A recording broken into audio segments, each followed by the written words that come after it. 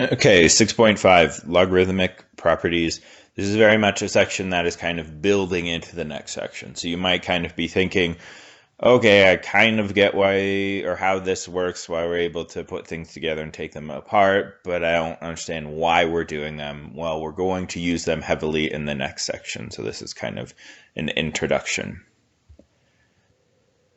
So we mentioned, and I've probably mentioned at least 10 times at this point, that logarithms are related to exponentials, and they're related specifically that they are inverses of each other. So when we get into these logarithmic rules, I'm going to say we're going to recall what the exponential rules, maybe we didn't explicitly say the exponential rules in this course, but hopefully you've seen these exponential rules before. We're going to state the exponential rule that it's related to, and then we're going to talk about the logarithmic rule. So with exponentials, if they have the same base and we're multiplying them together, what we do is we add the powers. So to do the logarithmic property of the product rules, if we are multiplying the insides, or the inputs of my log, then I'm adding the outside logs. So it's almost reverse. If I'm adding logs, then I can multiply their insides, versus with exponentials, if I'm multiplying their outsides, I can add them together. For the quotient rule, if I have an exponential and they have to have the same base, then when I'm dividing, I subtract the powers. Well, maybe you can understand what the rule is going to be. Log b m over n is equal to subtracting the entire bases. Now, I think I've said twice on the exponential rules, but the bases do have to be the same. So if you're using the product rule or quotient rule, and it's for exponentials or logarithms for that matter, you have to make sure all of the bases are the same. So if they don't have the same base, in this case, both of the rules have log base b for all of them. But if those were like log base 2, two of them were log base 2, and the third one was log base 3, you actually can't use the property. So make sure you're kind of checking that. I don't think we're going to try and trick you with that in this course, but it is something to be aware of in future courses, that you can't really use these rules if you don't have the same logarithmic base. Now, the power rule, there isn't really an equivalent power rule in exponentials. I mean, technically, it's just using the product rule ad nauseum. So we're not going to talk about its relationship. Instead, we're just going to post directly what the rule is. And the rule is that if I'm taking the input to a certain power, I can kind of bring that power to the front of my logarithm. And vice versa. If I'm multiplying something by my logarithm, then I can bring that in as the power of the input. So we love, and not just we, almost every school kind of loves this ability to kind of expand and put together logarithms, because it's showing that you kind of have some fluency involving how to use these properties. So that's exactly what we're going to get into, and as I did mention, this will seem kind of isolated and strange. There is value to both of them, and we will see that in the next section. So in order to expand, I'm going to be undoing these rules. And so I see that I have this division problem, and so looking back at the last slide, okay, I can use the quotient rule then. It looks a little bit scarier, but I just have a bigger m or a weirder m and a weirder n, but the process still works. So I'm going to subtract the numerator from the denominator, and I'm going to keep the log bases the same. And then I'm going to keep going. When you're expanding, the goal is to kind of have just one factor in each logarithm, and also you don't really want to have powers, because if you do have a power, that's almost like you do have two factors in it or multiple factors in it. So now I'm going to use the product rule, which says that if I have things multiplied inside my logarithms, I can kind of split them up and make them addition. So my first logarithm would split up into be x squared plus x plus 1. I'm undoing that product.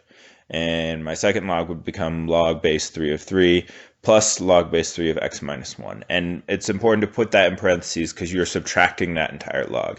Yes, we're using the log property to split them up, but that whole thing that we split up was negative before, so it has to remain negative. I don't think I did anything in that step, kind of weird. Next step, I distributed my negative to both terms on the right side. And then I did kind of 2 steps in this last before getting to my answer. So I don't want to have a power, so looking at that first log, I'm going to use the power rule, bring the 2 in front. And then the only other thing I did in this line is you may have noticed that log 3 of 3 is gone.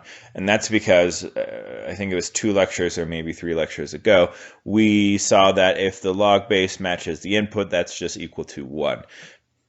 So that's kind of just like the icing on the cake, that if you get to this last step of expanding a logarithm and you have the base matching the input, you would put 1. If you have the base and the input is 1, then you would write 0. So just kind of watch for that. If there is just a plain number left and there isn't really like an X or something on the inside, there's a decent shot that you can kind of simplify that guy a little bit further. Now, that's expanding logarithms. That is valuable. There's a lot of things going on. So if I were you, I would watch a slide, kind of stop at each step and say, oh, do I understand what he's doing? Okay, use the quotient rule. Great. Okay, do I understand what's happening? So that you can kind of track. Because like I said, this is a very popular question. I don't think we have another take-home test left, but we certainly do have a final left. And if I were a betting man, I would say there would be one question like this and one question like the next slide that would be on the final. Now, compressing logarithms. Compressing logarithms is kind of a weird way of saying that we're going to take this expanded form and we're going to go backwards. We're going to try and compress it into a single log. So your first step in this one is kind of the last step in the last slide. If you have something in front of your log, you're going to want to take it into the power. So the last step on the last side was if we have a power, we bring it out. Now we're going to be undoing the process, so we put it in. So I'm kind of looking through this expanded logarithm. I have 2 logs that have something in front of them. One is 0.5 and one is 3. So I'm going to bring them to both powers, or both inputs. So my second logarithm becomes log x to the 1/2. My last logarithm becomes log x minus 1 to the 3rd. Now x to the 1/2, and this one is probably digging into a lecture, I don't even know, maybe 10 lectures ago, that if I have a fraction, like 1/2, that's square root. If I have 1/3, that's cube root. If I have 1/4, that's fourth root. So I am just going to kind of write it as a square root. Probably wouldn't dock you if you left it as a fraction, but it is kind of good to note the difference between the two and how typically when we're writing things and simplifying them, we like to leave it in that radical form. Okay, so all of that was really just a long kind of first step. If I have something in front of my logs, I want to bring them into the power. And now I want to use that rule of, okay, if I add things, I multiply them, and if I subtract things, I divide the whatever my input is. So in this case, what did I do? Oh, I combined my first 2 logs. I did log 5 plus log square root of x is log 5 times square root of x now. And if I'm adding logs, I multiply their insides. And then I combined the first 2 logs together, 5 root x divided by 7x minus 1. Since I was subtracting log 7x minus 1, I divide them. And then I'm going to apply the product rule one more time. I'm adding log of x minus 1 cubed. So if I multiply that by my fraction, that will show up on the top of my fraction. Now, a bit of a shortcut that we can use in the future is that anytime that I have a positive, I am multiplying. Anytime that I have a negative in front of my log, I am dividing.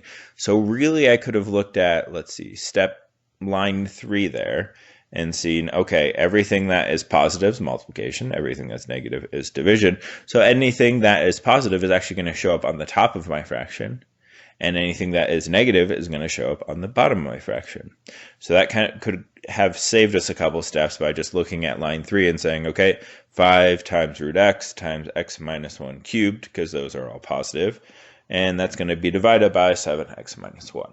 If you don't like that shortcut, or that shortcut's not tracking, you can go through these steps. It's honestly not that much more work to go step by step, But that is a nice, neat little trick.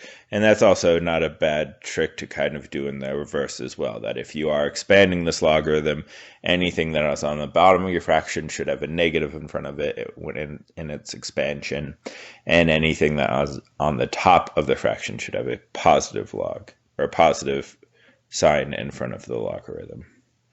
And yeah, there isn't any bases on this, but we kind of know that if there is no base specified, it is log base 10. So even though it seems like these are kind of just vague logs, the bases were the same, so I was able to do this. And that was true in the last slide too, that the bases were the same, so I'm able to use this process.